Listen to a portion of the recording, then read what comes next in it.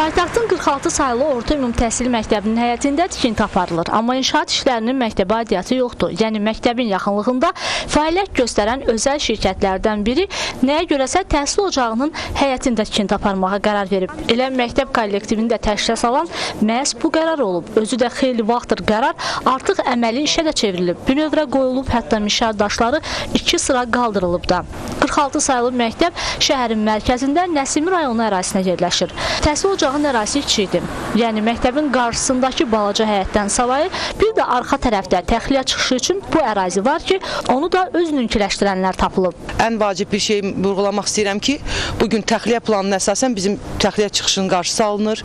Əgər bu tikinti aparılarsa, sinif otaqlarının işıq düşməsi qarşı alınacaq və gələcəkdə də fövqəladə hallarda vəziyyət olanda bu məktəb üçün çox böyük təhlükə yarada bilər. Tikinti işləri 960 şagirdin təhsil alması üçün nəzərdə tutulan məktəbin 30 kvadratlıq sahəsində aparılır. Dövlət əmlakının qorunub saxlanması ilə bağlı ölkə başçısının müvafiq sərəncamı vardır və məktəb əraziləri dövlət əmlakı olduğundan məktəb ərazisinə hər hansı müdaxilə hallarının yol verilməzdir.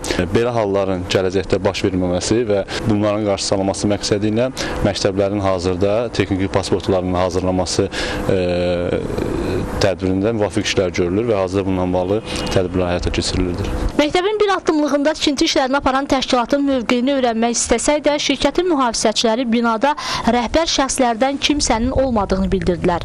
Problemlə əlaqədar Təhsil Nazirliyi ilə əlaqə saxladıq. Qurumun mətbuat xidmətinin rəhbəri Cəsarət Valihov söylədi ki, 46 sayılı məktəbin həyətində aparılan qanunsuz tikinti ilə əlaqədar olaraq Təhsil Nazirliyi müvafiq qurumlara müraciət edib. Yəqin ki, məsələ tez bir zamanda həllini tapar və məktəb həyətinin məhz şagirdlərə məxsus olduğu anlaşılar.